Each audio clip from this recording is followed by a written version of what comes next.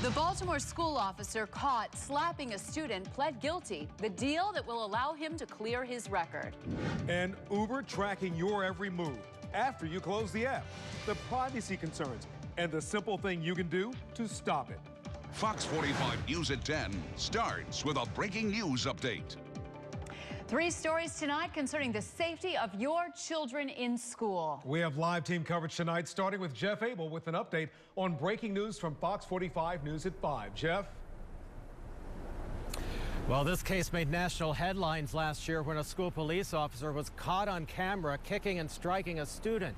Well, today that officer pleaded guilty and insisted the case is not what it may seem. It was the slap that was seen across the globe, and one that was provoked, according to the officer, by the teenager who became a victim here at the Reach Partnership School. He spat on Officer Spence, which gave rise to Officer Spence smacking him upside the head and kicking him in the tail as he ushered him out of the building. Even though the student was carrying a knife, prosecutors insist he did nothing to provoke the attack. In a circuit courtroom today, Officer Anthony Spence pleaded guilty to second-degree assault and was placed on 18 months probation. Spence had originally been charged with felony child abuse, but prosecutors later dropped those charges because the child wasn't in his custody. Today's plea deal spared the officer from serving time in jail, but cost him his job. He has 90 days to resign from his post. Today, his attorney insists Spence acted instinctively and has no regrets. No, there's no regrets on his part other than being filmed doing it. Well, a second officer who was also charged in this case has decided to take her case to trial. That trial begins tomorrow morning. We're live downtown. Jeff Abel, Fox 45 News. Jeff, thank you. A city school police officer discovered a gun on a student who got into a fight today in West Baltimore. The fight broke out about noon at Carver High. School officials say the officer took the gun and the situation was brought under control. No one was hurt. The student with the gun was arrested and faces possible expulsion. Now to accusations of sexual assaults at the Friends Private School in North Baltimore. The suspect, a 15-year-old former student, apparently targeting other students. Keith Daniels is here right now with the allegations and the school's response. Keith? Well, Kai, police say the suspect is a 15-year-old boy and his suspected victims are also 15 years old. Now, police charged the boy 10 days ago in connection with alleged incidents involving students that date back to November. Details are few because the boy is charged as a juvenile, but police say there were 3 alleged incidents, one in November, one in December, and one in January. Investigators say 2 of those incidents happened on campus and one happened off campus. Police at the school today say with those allegations, there's reason to be concerned. We have to take as much information as we can under advisement and actually in this case, and as with every other case, trust that the school is doing everything they can to investigate. I have all trust in the school. They're a great school. They're going to take care of everything. Well, school administrators aren't talking publicly about the allegations, but they did release a statement that reads in part, "We are deeply saddened and disturbed by the allegations. The student accused of these offenses is no longer enrolled at the school." We're live now in North Baltimore. Keith Daniels, Fox 45 News. Keith, thank you. New tonight, Baltimore County Police released new images linked to a sexual assault along York Road. On the left, an image of the person police are trying to find. On the right, the vehicle the suspect was believed to be driving. Police say on January 5th, a woman was sexually assaulted along York Road near Dumbarton Road. Investigators say the suspect parked his car at the Presbyterian Church a little further north on York Road. Well, moments before that assault, anyone with information is asked to call police. Breaking news tonight out of California. A man accused of buying high-powered rifles used in the San Bernardino terror attack has agreed to plead guilty to federal criminal charges. Authorities say Enrique Marquez purchased the guns used by Syed Farouk and his wife Tashin Malik in the December 2015 attack in San Bernardino. 14 people were killed at a public health agency event before the suspects died in a gunfight with police. A frightening situation tonight for actor Harrison Ford. His pilot's license could be suspended after an incident today involving a passenger jet. Ford had been instructed to land at a runway at John Wayne Airport in Orange County, California, but instead landed on a taxiway, passing over a jet loaded with passengers. No one was hurt, but the FAA is opening an investigation. Investigators are still trying to figure out what caused a vacant warehouse fire in southwest Baltimore. It happened yesterday around 4 o'clock. Crews put out the fire around 11 last night. Now, that blaze quickly went from 2 alarms to 4 alarms. Officials say high winds made it harder to put out the flames. No one was hurt. New information tonight about the emergency at the Oroville Dam in California. According to California Governor Jerry Brown, the Trump administration approved disaster funds requested from FEMA. And now California officials are racing against the weather to lower water levels behind the Oroville Dam. They are making way for rain expected later this week. Officials also assured residents they have fixed an emergency spillway damaged by erosion. The spillway has been stable for 4 days. That's important for today, in the coming days, as we see small storms coming in, but really preparing also for the remainder of the wet season. Officials have lifted evacuation orders for almost 200,000 Northern California residents living below the dam, but they warn homeowners to be prepared for any changes. New tonight, late parties can make life miserable for people who live near those rowdy celebrations. Our Shelley Orman reports live from Towson right now. Support is now growing for expanding what's known as the Unruly Gatherings Bill. Hi, Shelley.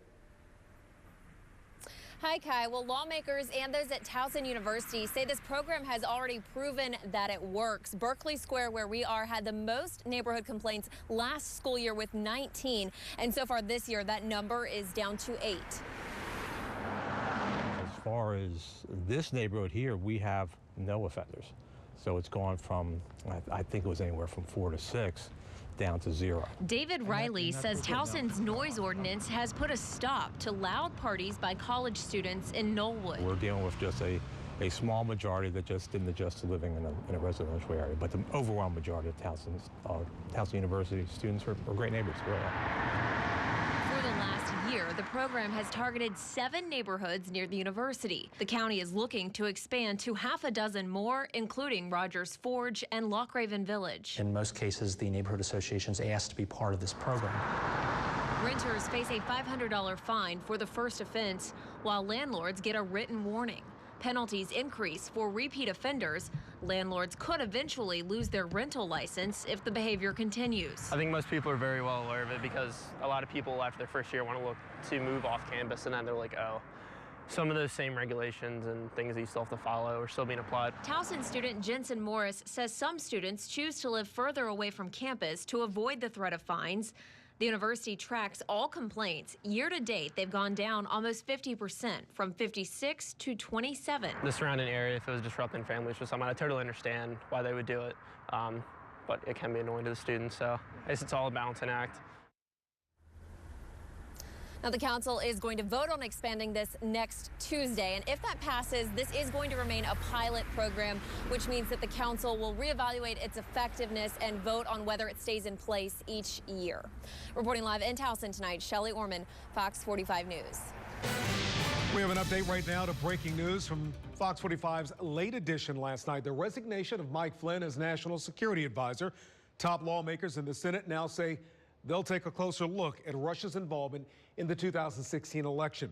We're also learning the investigation into Flynn may involve the Obama administration. The calls in question between Flynn and Russia took place in December. Investigating them would have required approval from the intelligence courts as well as senior Obama administration officials. If you look at the fact that an American was having his phone call listened to by the government and then leaked to the press, if the shoe was on the other foot here, and this was a Democrat, you can imagine the Democrats in the House and the Senate would be going crazy if this happened. Well, a government official confirmed that Flynn, the National Security Advisor, was interviewed by the FBI in late January. Here's our question of the day. Do you think General Flynn's resignation will hurt the Trump administration? As you can see, most people who responded said no. Join the discussion right now. Go to facebook.com/FoxBaltimore or our website, foxbaltimore.com. Also tonight, new trouble for Trump advisor Kellyanne Conway. The Office of Government Ethics says the White House should investigate her actions and possibly punish her. The watchdog agency said Conway committed, quote, a clear violations of ethics rules when she told viewers on Fox News to go buy Ivanka's stuff, referring to the clothing line of President Trump's daughter, Ivanka. The agency has given the administration until the end of the month to respond. A protest in Highlandtown tonight after federal agents begin deportation proceedings against 2 suspected undocumented immigrants.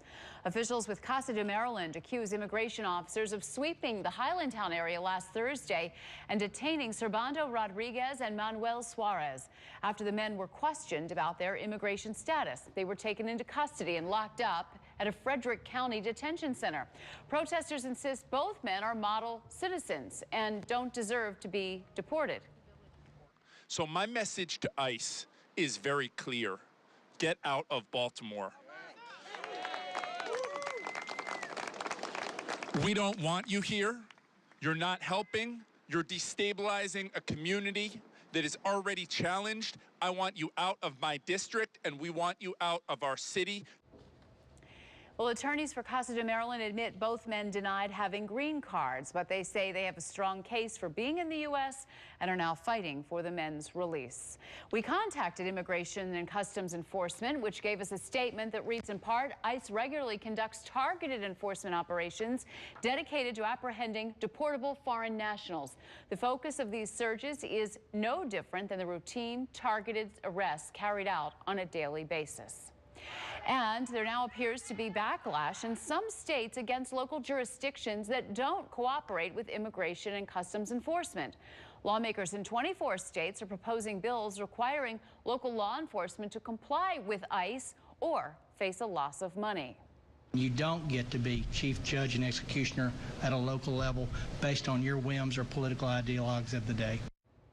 Well, coming up at 10:30, how Annapolis has joined the growing list of cities considering special legislation designed to protect all immigrants and why the mayor says it's not necessary.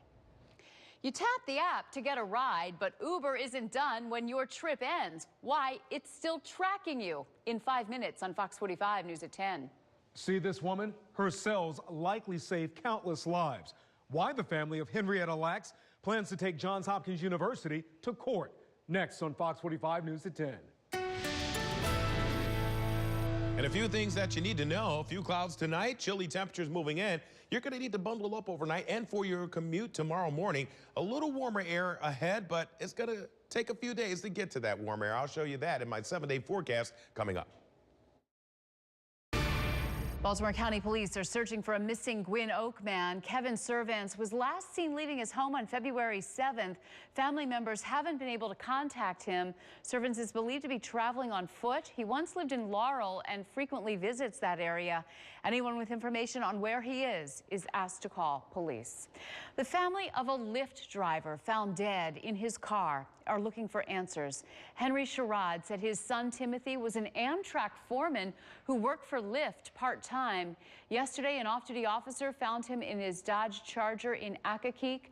Timothy was pronounced dead at the scene. His family is asking anyone with information about his death to come forward. All I want to know is who did this to my boy? He never bothered anybody. He helped everybody. Everybody. Please, somebody, if you know anything about this, please say something to the police. Well, Timothy was not working for Lyft when he was killed. Anyone with information should contact Prince George's County Police. Sad news for Towson's star basketball player. The coach says John Davis will be sidelined for the remainder of the season. Davis was shot in the leg Sunday morning after an apparent drive-by shooting in Philadelphia after the team played Drexel University. The senior went home for his son's dedication when that incident happened. Coaches say Davis is in good health and could play overseas next year. The oldest son of Henrietta Lacks wants more recognition for his mom, whose cells inspired many medical advances. As Adam Yosem reports, family members plan on suing Johns Hopkins Medicine to get back what they say belongs to their late loved one. Henrietta Lacks's DNA is still considered to be the holy grail for medical research. The Baltimore woman who died of cervical cancer at 31 had cells from her tumor taken without her consent, which were then somehow able to be preserved and multiplied. They've been just doing what they want to do for the past, say, 25 years. Lawrence Lacks was 15 at the time when his mother passed away. He and Henrietta's grandson, Ron, say she always tried to make sure her family was taken care of. Now they're trying to do the same for her legacy after her immortal HeLa cell line helped develop the polio vaccine, contributed to cancer research and thousands of medical patents. So many companies have benefited from her cells, and we don't even have proper health insurance. While other attorneys shied away because of statute of limitations, one attorney who plans on filing a $1 billion lawsuit on their behalf believes there is legal precedent. A wrong that's still going on. For example, if you took my lawnmower and you still have it, well, I have the right to get my lawnmower back. They took her cells, and they won't recognize that they're not hers officially. A Johns Hopkins spokesperson said Hopkins never patented the HeLa cells and doesn't own the right to them, nor did it profit from the discovery. The spokesperson also said Hopkins has worked with family members to honor Henrietta, including scholarships and an exhibit on campus.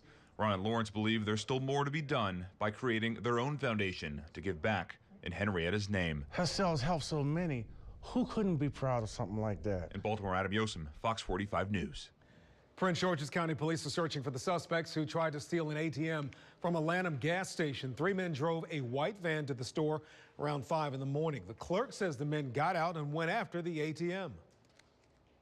2 guys, 1 car inside. Chain, around. That's it. The men tied chains around the machine and tried to yank it from the store, but it was bolted to the ground. The suspects took off, and police caught up with them and followed them. They apparently abandoned that van a little while later. Police believe they could be tied to a rash of ATM robberies. We ended up having a very nice day today. We did. Let's check in with meteorologist Vetus Reed for a look at tomorrow. Vetus? Well, it'll be a little bit cooler as we start off our day. Our temperatures are going to go down a little bit, and we'll have a few clouds scattered across the area. But we can see here on HD radar, nothing going on at the immediate moment, but we could have a chance, only a 20% chance for a little bit of rain, maybe a few snowflakes in the forecast for tomorrow. I was kind of watching the potential with a system to the north and a system to the south, and we're kind of right in the middle of that as we go through the day. So it's a very low percentage, but the further north you go into Pennsylvania or getting down to southern Maryland or Virginia, better the chance. Taking a look at those temperatures down in the lower mid-30s, 36 Bel Air, 35 Westminster, 39 Columbia, 40 in Baltimore, Chestertown right now 40 degrees, Annapolis 42. Here's what I'm talking about, just a quick look here. The clouds are out there, but we have one area of low pressure that's going to be moving across the Great Lakes up in this region here. The secondary low, which is a little more impressive, is down here near Texas. That's going to be tracking up from the south and this scooting just to the south of us. When it gets south of us, we'll be right between this, so there's a 20% chance, maybe you get a little sprinkle in the mid-afternoon, maybe a rain or snowflake mixed in, but really nothing major, but you may see a few raindrops on your windshield tomorrow afternoon. Take an umbrella with you. I'll have a closer look at what we'll see when this pushes through and what's coming with the warmer air for the weekend coming up. Will you expect a safe, swift ride when you get into an Uber? And you expect everything is finished once you shut the door. But Adam Yosem tells us why the app tracks you for minutes after the ride ends. At Penn Station, I Uber everywhere, man. Uber everywhere. we ask Uber users Privacy, and then, to check the location settings on their phones. like you said, the Uber one just says always or never, which I would have never paid attention to, I guess. What they find is Uber's new tracking policy that came in an update from late last year. It's from the time of your trip request to 5 minutes after the trip ends. I never knew that. It used to be that iPhone users could keep Uber from tracking their location or only allow it when the app was open. Now Uber has the ability to always follow your location from the time you open the app to 5 minutes after your ride ends. Even if you close the app, Uber continues to monitor your location. I think it probably alerted me, but I just, as a typical smartphone user, I just kind of passively update everything and don't really pay attention. This is that alert where Uber tells you it's been tracking your location in the background and asks if you want to keep it that way or change it. A statement from an Uber spokesperson reads in part, collecting this data will help with arrival times, pickups, efficiency on Uber Pool, and passenger safety. If riders do not want this data collected, they can opt out and still use our service. One privacy group, however, says the new policy goes too far. Let's say I'm going to, an AA meeting or a women's health appointment, that sort of thing. There are many legitimate reasons why people want to keep that private. They may get dropped off, across the street from where they're going to keep that private. Claire Gartland is with the Electronic Privacy Information Center, which filed a federal complaint in 2015, arguing that Uber's new policy was unfair and deceptive. But Gartland says so far, it's gotten them nowhere. We and other consumer privacy advocates have been asking Uber to go back to the old version of the app and allow people the option to only have their location tracked when the app is in use. So what do you do if you don't want Uber to track your location after the ride is done? It's simple. In your privacy settings, go to Location Services, find the Uber app, and put Allow Location Access to Never. While some find the update harmless, and it helps me as a consumer, then why not, Others say they're now going to educate themselves. I think if it's to help me, then great. If not, and if I feel like it's a little fishy, then maybe not. Adam Yosem, Fox 45 News. This man convicted of gunning down a police officer in 1976. Now he's getting a new trial. The problem with the jury in less than 10 minutes on Fox 45 News at 10. Next on Fox 45 News at 10, watch this dog break out of its own cage, but it doesn't stop there. The amazing thing that dog does next. Some people have guard dogs, but one Idaho man has a guard squirrel. That's right. The pet rodent named Joey tried to stop an intruder, did a pretty good job. Adam Pearl walked into his home and realized some of his belongings were missing. So Pearl called police. A few hours later, officers returned with some of his stolen belongings and some funny news. She said while she was questioning the individual, he had scratches on his hand. So she asked him, "So did you get that from the squirrel?" And he says, "Yeah, damn thing kept attacking me and wouldn't stop until I left." Pearl says Joey can be a handful at times, but now he's glad the squirrel fought back. A dog breaks out of its crate in China, and what it does next is simply amazing. Watch the Siberian Husky get out of its own crate, but it's not done at that point. The Husky tries to break out of the shop. It gets tired, rests for a few hours, then frees two other dogs. The shop was a mess when the owner got back. The shop owner says that dog is now going into a crate with 2 locks. The fire at an apartment in Silver Spring, 7 people killed. The lessons that could save lives. Next on Fox 45 News at 10. Why a man convicted of killing a Baltimore cop 40 years ago is getting a new trial in less than 5 minutes on Fox 45 News at 10.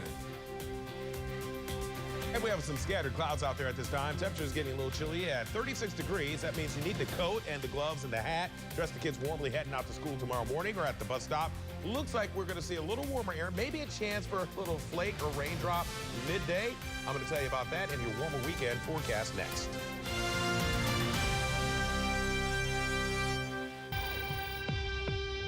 New at 10:30 tonight, a devastating apartment fire in Silver Spring cost several lives and homes last year. Tonight, how lessons learned from that disaster could help save lives. Keith Daniels joining us with what changes Montgomery County officials plan to make. Keith.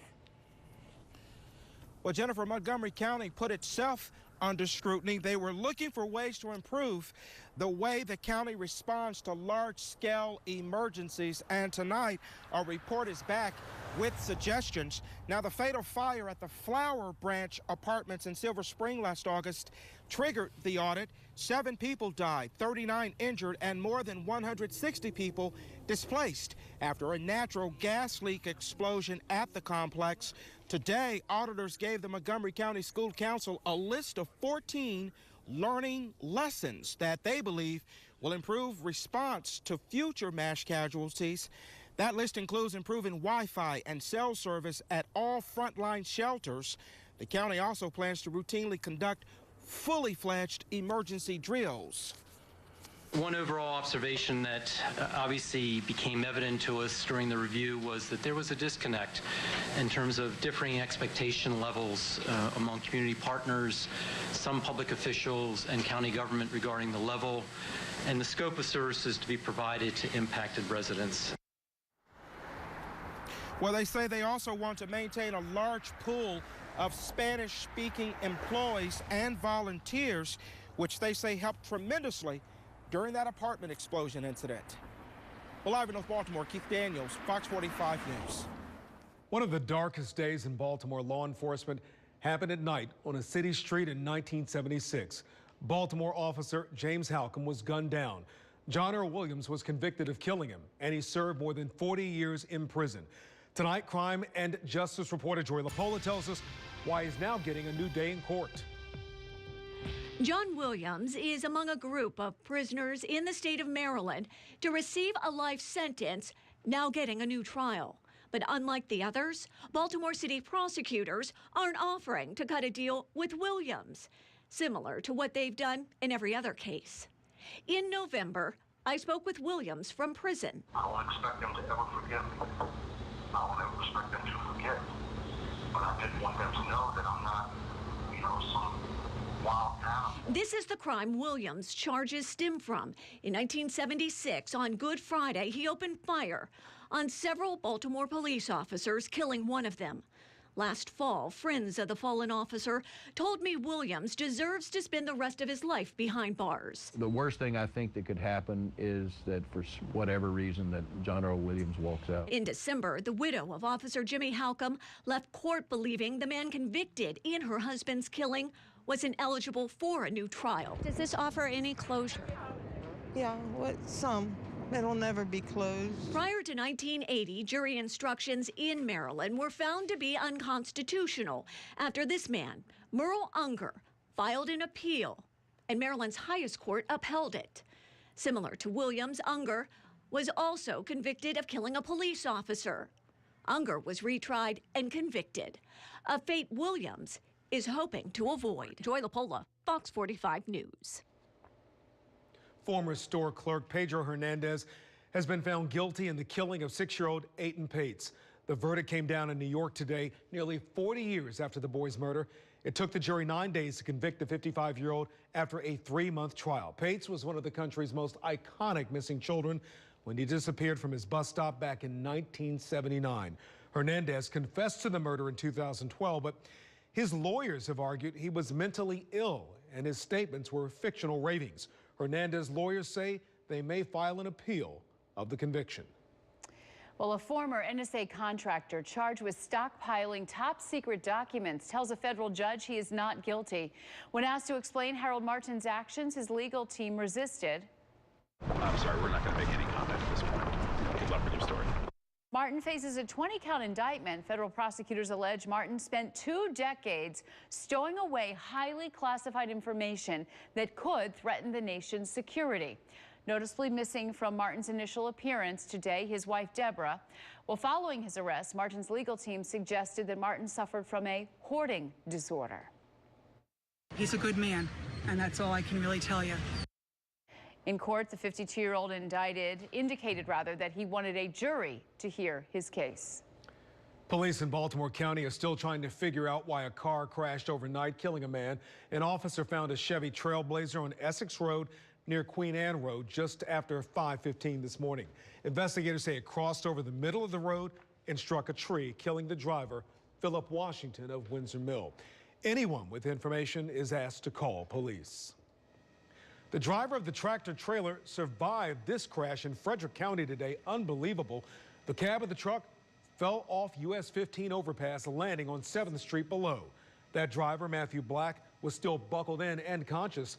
He was flown to shock trauma where he's recovering with non-life-threatening injuries. Police are still trying to figure out if Black fell asleep at the wheel. New tonight, a community effort has raised the money to restore free after-school bus rides for Baltimore City students. Under Armour has donated $50,000. The Baltimore Ravens gave another $25,000, and the community raised another $25,000 to reach the $100,000 needed to restore the passes for MTA buses. Cutbacks to the free ride service were revealed last year, and that led to the fundraising effort. We've got reaction tonight to a vote by the Annapolis City Council to improve protection for immigrants. That ordinance would ensure that police or city agencies cannot inquire about a person's immigration status. 6 members of the city council voted for the bill, but 2 voted against it, including the town's mayor. If the city becomes a sanctuary city, it puts us at risk of losing millions of dollars, and it also gives a false sense of security to our residents and doesn't allow our police department to work with the federal government for criminals only. Well, since the mayor has no veto power, the ordinance takes effect immediately. Some ex-inmates are teaming up with the ACLU to seek changes in the way those serving life sentences are paroled. Right now, it's up to the governor to approve the release of anyone serving life, but the ACLU says it's been decades since any Maryland governor has done so, so they support a bill that would remove the governor from the legal process and give that authority to the Parole Commission. The people who are on parole boards are some of the most conservative folks appointed by governors, and if they make a decision about a person being on parole that perhaps he should step down in his security and perhaps even be released, why wouldn't we listen to them?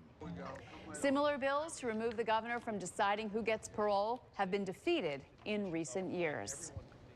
All right, time to get a check of our 7-day forecast. Here's Chief Meteorologist Vitas Reed. Vitas.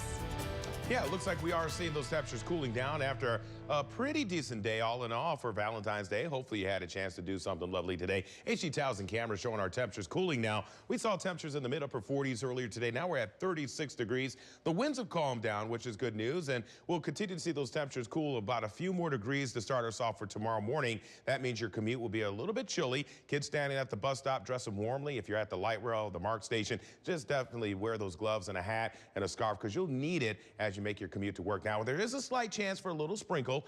There was only about a 20% chance, mainly to the north and south, but I'm going to give it about a 20% chance across central Maryland as well, because of how the close proximity is with these 2 storms, one to the north, one to the south. I'll show you here. Here's what's going on the future scan temperatures. It looks like we'll cool off through the overnight, your 6:30 a.m. commute time. Looking at Elkton, about 33 degrees, 38 in Chestertown, 36 in Columbia, right around 33 in Westminster. So in those mid to lower 30s, start us off. Now, as we go through the mid-afternoon, we'll be in the mid-upper 40s, and we may get a few breaks in the clouds late in the day. Maybe a little sun will break through late afternoon, but earlier in the day, between probably 11, 12 o'clock, there could be a few raindrops, maybe a few snowflakes if it's cold enough, still holding on as we go through the early part of the day, and then it looks like we'll see those clouds break. But it looks like we're seeing the future scan coming home, those temperatures cooling off, and then into Thursday morning, it's going to be a little colder. That's going to be the coldest part of the week as we get into Thursday morning, and then we slowly see temperatures climb out of the little bit of a chill out there, and then as we get into Friday, Saturday, things start to warm up. So your morning commute, I'm looking at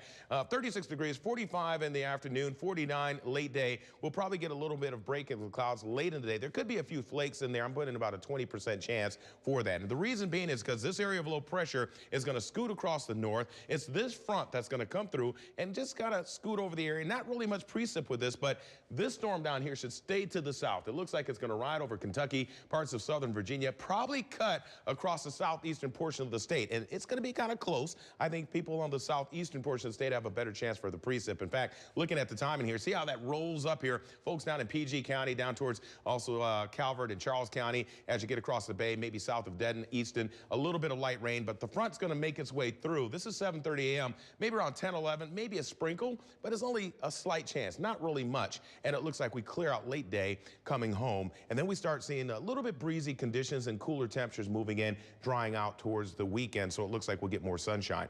My forecast for tomorrow, looking at 48 degrees, possibly a chance for a little rain-snow mix in the afternoon, only a 20% chance, but we'll get some sun late day. Winds out of the west at about 10 to 15, gusting to 25 late day as well. Your 7-day forecast shows how those temperatures get a little cool on Thursday, 41, back to 44 on Friday, kicking off the weekend pretty nice. Saturday, sunshine, 55 degrees, up to 60 on Sunday. Looks like a fabulous day. Monday, 57 and 60 on Tuesday. So actually, we're warming up through the weekend after we get rid of this little bit of cold for the next day or so. Back to you guys.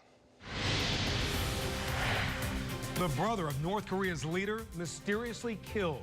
The conflicting reports about the confrontation at an airport in less than 3 minutes on Fox 45 News at 10. The 7 countries in President Trump's travel ban, the number of accused terrorists traced back to those places after the break.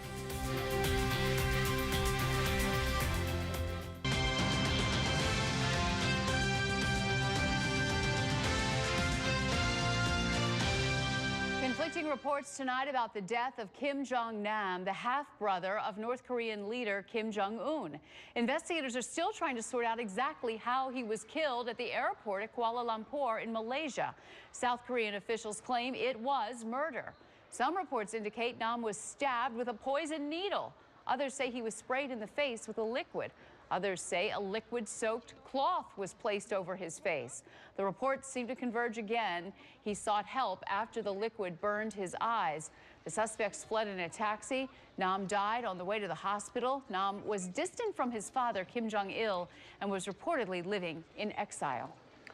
There's been plenty of debate about why the 7 countries on that controversial travel ban were chosen and if the risk from those countries is real. Now, one group says there have been dozens of terror arrests that back up the administration's claim. Scott Thuman takes a look. True, the Trump administration chose the 7 countries of concern from a list originally explored by the Obama administration. Now, new information examines the scope of that threat. The Center for Immigration Studies says since 9/11, 580 people have been charged with terror-related crimes. 380 were foreign-born, 72 from the 7 countries in the ban struck down in court. I cannot explain why the judges in the Ninth Circuit did not know this information or did not try to find out this information. It's not something that has been hidden under a bushel. This information came from open sources. She says that doesn't include what hasn't been made public, meaning it could be more. They point to cases like Abdul Razik Ali Artan, a refugee born in Somalia who in November plowed his car into a group of pedestrians at Ohio State University, then began stabbing them. Critics, though, say these numbers are inflated, that convictions sometimes lacked evidence of real terror activities. You can trace some evidence of terrorism to these 7 countries, but are these the right 7 countries? Are these the countries that pose the greatest terror risk? And there are no fatal attacks from individuals from these 7 countries. There are from other countries that were not included. Sparking more debate about how that map was drawn. We should take a harder look at individuals coming from those locations because we can't get good paperwork often. And the White House is now using this study to push its case, insisting we'll see some new action soon, whether it be through a completely different executive order or revising the current one. On Capitol Hill, I'm Scott Thuman. Time now for a detailed look at our weekend forecast. Vetus. Well, it looks like we are going to see a chance for maybe a flake or two tomorrow. We got one storm swirling up to the north. The front's going to kind of move down like this. This is 7:30 a.m. The other storm's going to miss us to the south, but we're right kind of sandwiched in between. I'm giving it maybe a 20% chance for a quick little sprinkle, maybe a flake, but we'll get some sun later in the day, and it looks like we'll see the winds pick up. We're drying out. Beyond those 2 storms, it's going to be nice and dry and clear for the next couple of days. A little colder Thursday, then going into Friday, it looks like we start the weekend off pretty nice with some sun, and it looks like temperatures start increasing as you see 4 p.m. on Friday. Really nothing going on off to the west, and that leads us into the weekend with plenty of clear skies. So Saturday, I'm going with about 55 degrees, so it's going to warm up. This is a great weekend to get outside and enjoy. Take a nice walk in the afternoon, go to the park, especially Sunday. Look at Sunday, a beautiful day at 60 degrees. I've already seen bugs flying around outside. Have you noticed there has been flies and gnats and everything? I'm thinking, okay, it's going to be a really interesting spring when it gets here, but 60 degrees. Yes, we're at the end of February and we're really above normal. Enjoy it while it's here. Back to you guys. All right, Vetus, thank you. Well, it's arguably the biggest day of the year for florists. Valentine's Day difficulties compounded by a fire at a Catonsville business. As Paul Gester reports, word spread faster than the fire itself, and Blue Iris Flowers is back on its feet. It's 7:30 Tuesday morning, but this is no normal Tuesday. I know, right? No pressure today. The operation today right. runs out of Rydell's Flowers on Linden Avenue. So that goes with this arrangement. Deliveries need to be out the door by 9. This is the biggest day of the year. This is bigger than Christmas, Thanksgiving, Mother's Day. A little bit. Valentine's Day means nearly 300 deliveries for Blue Iris Flowers. It's been a long week. I'm not gonna lie. A long week, starting last Monday when a fire gutted Blue Iris's downtown Catonsville shop. I almost feel that at this point that almost like the fire never happened because I've just been working and I've been able to get back into this groove. A former competitor opened her doors for Blue Iris after she closed last spring. You know, men wait till the last, they wait till the last minute. Yes, I'm like all the other guys, and I kind of waited to the last minute. You know, the day of, they'll be lined in a long line wanting to get waited on. You think after 40 years of marriage, I knew better by now, but I'm still learning. These look really nice. Customers seem to have found Blue Iris's new digs. Despite the fire's terrible timing. This is the winner. You know, we're just as busy as I expected. We're just as busy as I planned for before the fire. Blue Iris hopes to return to Frederick Road in the next few months. Just for right now, Arbutus will do. In Arbutus, Paul Gessler, Fox 45 News. Well, the Orioles won't have their ace pitcher for opening day, and maybe longer than that. The latest on Chris Tillman next in Sports Unlimited.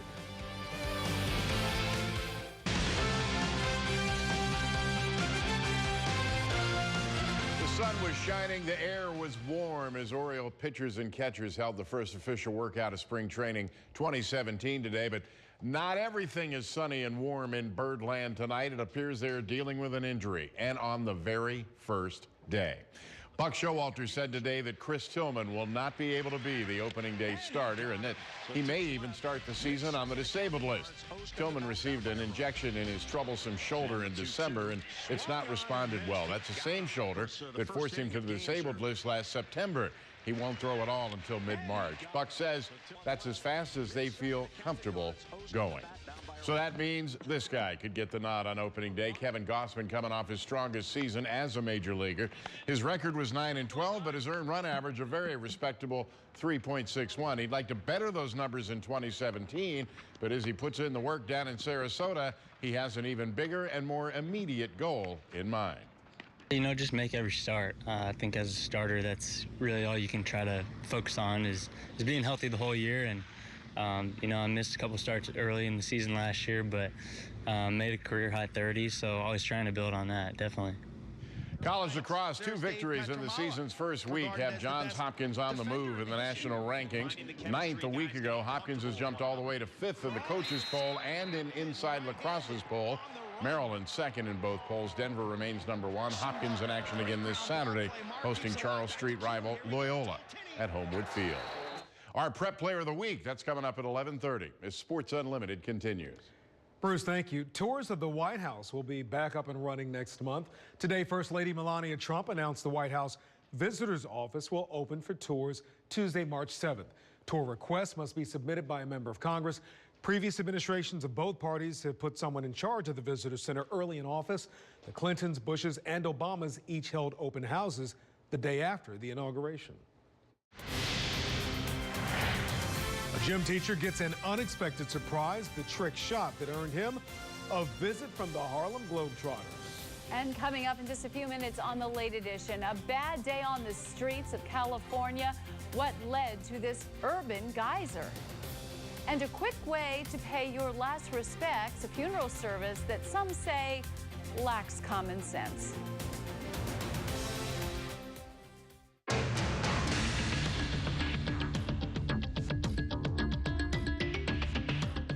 Hello, I'm Mark Hyman. Immigration restrictions require greater scrutiny of travelers before visas are granted because of potential threats posed to the United States. Here's what's happening behind the headlines. President Donald Trump's executive order, right? No. For decades, the U.S. imposed significant restrictions on travelers from the Soviet Union. They received far greater vetting than people from other countries. This increased scrutiny ramped up after World War II. That war raised concerns of possible sabotage by foreign agents living in the U.S. America was deep in the Cold War. The USSR and Warsaw Pact nations were viewed as the biggest threats to national security. Some Soviets requesting visas were approved. But if applicants couldn't pass muster with the U.S. intelligence community, they were turned away. Even those granted entry into the U.S. faced restrictions not placed on other foreigners. There were critical areas around the country placed off limits, and no one accused Washington of orchestrating a campaign against the Russian Orthodox Church. The last of these restrictions fell about 25 years ago after the Soviet Union fell apart. To comment, go to BehindTheHeadlines.net. I'm Mark Hyman.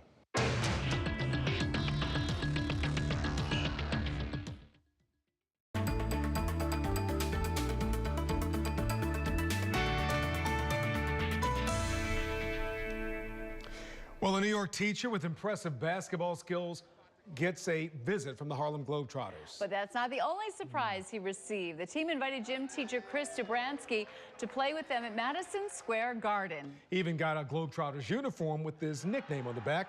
The name, Mr. Trick Shot.